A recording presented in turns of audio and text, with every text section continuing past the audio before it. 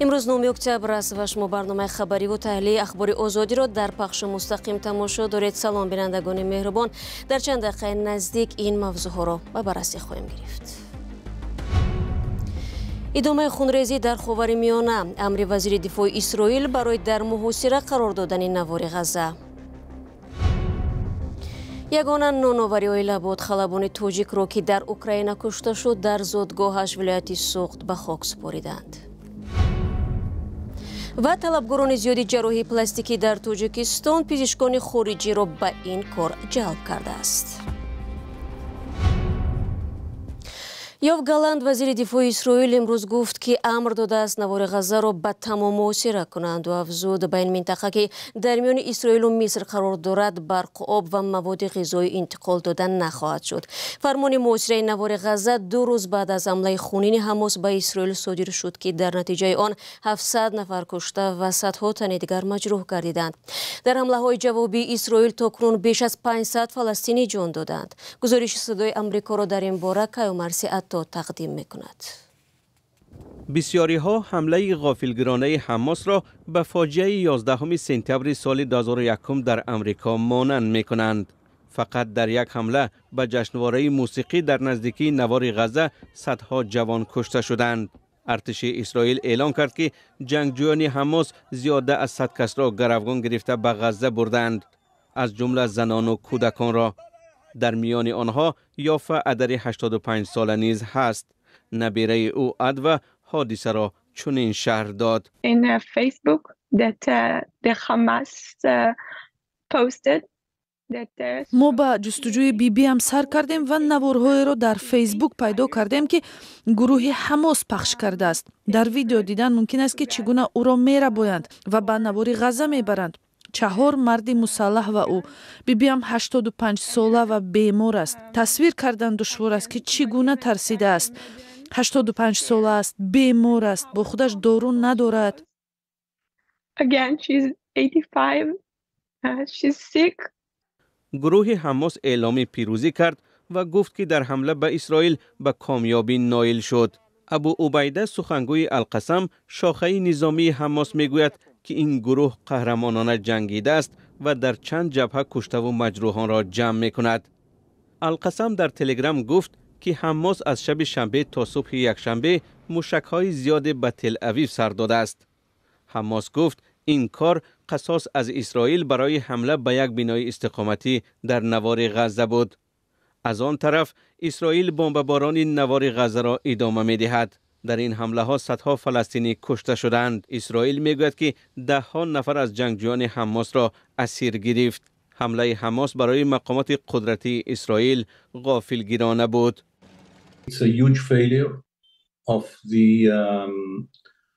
این یک شکست بزرگ برای خدمات مخصوص نظامی در جنوب است. همه این در یک جایگه پس از جنگ تحقیق می شود، نه حاضر.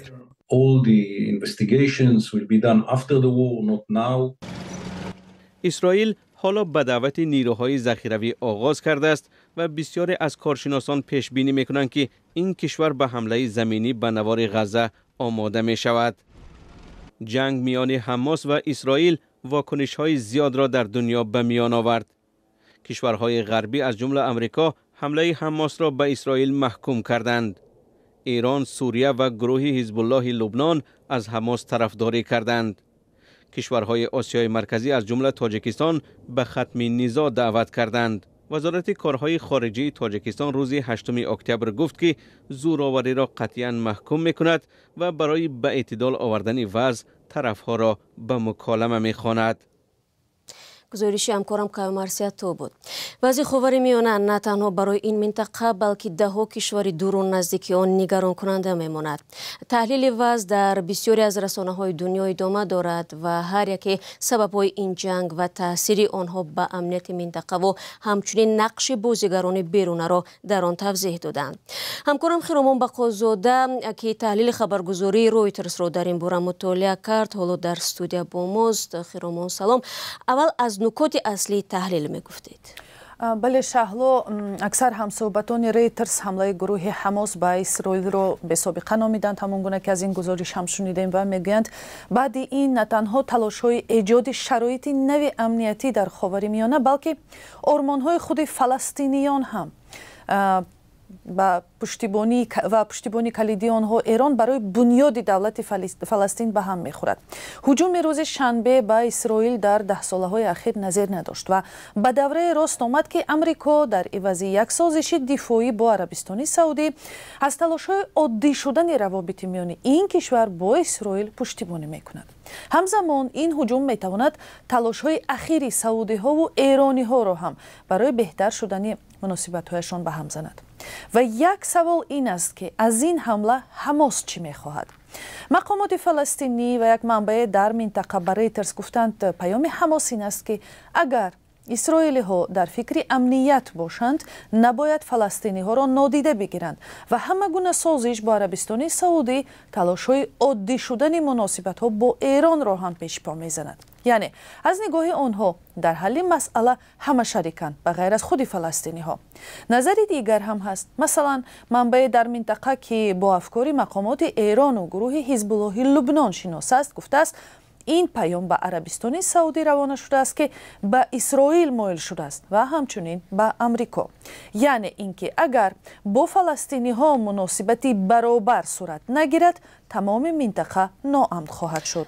بله، یکی از سران حماس در لبنان اسامه همدم گفته است کشورهای عربی باید این رو اعتراف کنند که قبول طلب‌های امنیتی اسرائیل باعث ایجاد صلح نمی شود. پس چه چیز میتواند روی صلح را باز کند؟ از نگاه آنها پیشگیری از توسعه شهرک‌های یهودی نشین و تأسیس کشور مستقل فلسطین، ولی اسرائیل همیشه امنیت منطقه را شرط اول شمرده است، در حالی که واقعه‌های اخیر چه اندازه شکننده بودن آن را نشان دادند. برخی تحلیلگران اوج گرفتن شدت رو در این منطقه به منفعت روسیه میدانند و حتی دست داشتن مسکو رو به آن ذکر میکنند. آیا در این باره چه گفته‌هایی هست؟ بله، تحلیلگران ریترز در این مورد بیشتر به ایران اشاره میکنند و میگویند در هر ضربه حماس به اسرائیل ایران هم شرکت دارد. امروز نیز وقت بسیار کشورها طرفها را به قطع خونریزی دعوت میکنند، تهران حمله روز شنبه را عمل خود دفاعی نامیده است. مشاور آیت الله علی خامنه‌ای رهبر عالی ایران گفت تا زمانی که فلسطین و بیت المقدس آزاد نشوند کشورش در کنار رزمندگان فلسطینی می ایستد. تحلیلگران میگویند با کمک تسلیحاتی به شبکه وسیع جنگجویان در خاورمیانه یعنی در لبنان، سوریه، عراق، یمن و همه غزه ایران موقع خود را در منطقه پرقوت می کند. و دنس راس یک رهبر پیشین گفت و شنیدهای خاورمیانه هم گفته است که هدف نزاع اخیر پیشگیری از پیشرفت در مذاکره های ایالات متحده آمریکا، سعودیه و اسرائیل است. تشکر. همکارم خیرامان بقازاده بود درباره نگاه‌ها به سبب اوج گرفتن خونریزی بین فلسطینیان و اسرائیل و عاقبت‌های این نزاع صحبت می‌کرد.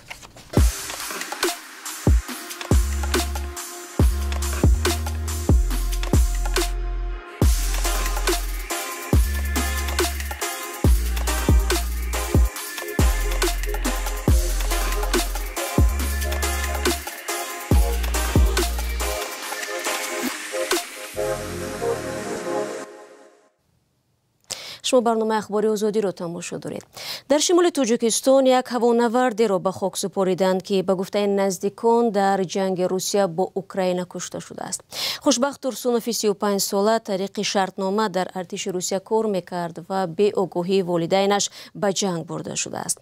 حالا آنها در سوگ نشستند و فرزان محمدی از شهر کونیبادام در این باره گزارش میدهد. خانواده ترسونوف ماتم دارد. پیوندانش میگویند در اول ماه آگوست تماس با خوشبخت ترسونوف فرزند خانواده و هوانورد ارتشی روسیه قطع گردید. پس آن به آنها گفتند که او در اوکراین کشته شده است. روز 7 اکتبر خوشبخت را در زادگاهش شهر کونیبادام به خاک سپاریدند. اکو خودش چه کاپیتان بود روی کردند. ما این با اون بیخبر. من بچه تربیت کردیم، نقص خوند. والدینش میگویند از رفتن پسرش به جنگ روسیه علیه اوکراین هیچ کس آنها را باخبر نکرده است. خوشبخت تورسونوف 35 سال داشت و صاحب یک پسر بود. او پس از ختم مکتب لیسه شهر کنیبادان به اختصاص هوانوردی شهر سیزرن روسیه رفته است. بعد ختم مدت در تاجیکستان زیسته و باز به روسیه برگشته است. چند وقت به حیث پاسبان کار کرده و با شرطنامه به ارتش روسیه پیوسته است. به گفته پدرش و یگانه نانآوری خانواده بود. البته نمیخواستم ده. کی میخواد که فرزندش نابود شود؟ خیر کن همین خیلی شد. خواهش خودش می یا از طرف دولت فستاندگی من اینشو من نمیدونم. اهل این خانواده میگن از کار خوشبخت در روسیه تنها خوشبختی را منتظر بودند، مانند هزاران نفری که سالهای اخیر تقدیر خود را با روسیه پیوستند، ولی اکنون درک میکنند که آن امید و آرزوها خطا بودند. روسیه که ماه فوریه سال گذشته به اوکراین حمله کرد، صدها محبوس و مهاجر تاجیک را با شیوه‌های مختلف به این جنگ جلب کرده است. به اطلاع دریافته ده‌ها زاده تاجیکستان در آن جنگ به هلاکت رسیدند و برخی از کشته شدگان را پیوندانش به کشور آورده و دفن کردند. پیوندان اکثر کشته شدگان میگویند که آنها را خیلی کم از این حالت باخبر میکنند. به گفته خدمات استخباراتی بریتانیا، مقامات روسیه از ماه می سال 2023 به طور فعال زادگان آسیای مرکزی را به جنگ جلب میکنند. در تاجیکستان استفاده از جراحی پلاستیکی تا رفت معمول می شود. زنان و مردم برای برطرف کردن نقص در بدن و یا آنهایی که از سیمای خود راضی نیستند آگاهانه زیر تیغ جراح می روند. گزارش همکاران ما در همین باره است. لحظه از کاری فواد ریدا جراحی از لبنان 6 ماه پیش به تاجیکستان کوچید. هم کار میکند و هم پزشکان تاجیک را آموزش میدهد. جراحی های پلاستیکی را تنها در زنان نه بلکه در مردان هم انجام میدهیم. مثلا مردم بیشتر برای تغییر چشم و ابرو و بینی و رفع چربی شکم مراجعت میکنند. برخی دیگر از مردم برای جوانسازی چهره خود اینجا میآیند. سالهای اخیر در تاجیکستان بازار جراحی پلاستیکی گرم شده است. در بیمارستان‌های دولتی و خصوصی به تحریر سیمای شخصان ناراضی از ظاهرشان کمک می‌کنند. بعضی از پزشکان خارجی نیز با توجه به این به تاجیکستان آمدند، ولی شکایت‌ها از کار آنها کم نیست. فواد ریده هم رد نمی‌کند. من یک طبیب جراحی پلاستیکی را می‌دانستم. نامش را نمی‌گویم، ولی از یک کشور همسایه شما است. وی در اینجا جراحی پلاستیکی می‌کرد. دیرتر معلوم شد که او اصلاً جراح نبوده است. مشتری باید پیش از مراجعت به جراح باید تجربه کاری او را دقیق کرده بعدا نزد او رود.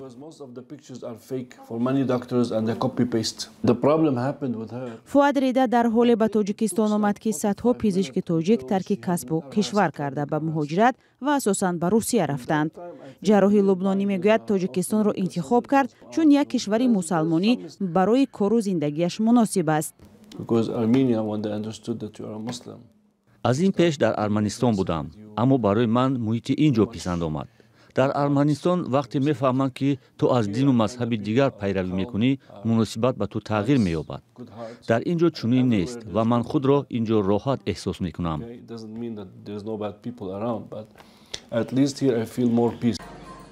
در حالی که طلبگاران جراحی پلاستیکی در تاجیکستان زیاد می شود، این مسئله در بعضی از کشورهای منطقه باعث به ایجاد بحث‌های مذهبی شده است. چند سال پیش مفتیات قرقیزستان فتوا داد که توسط جراحی طرح بدن خود را تغییر ندهند. طبیبان میگویند که زنان و مردان قبل از انجام همه گونه جراحی پلاستیکی باید مشورت متخصص و روانشناسان را بگیرند.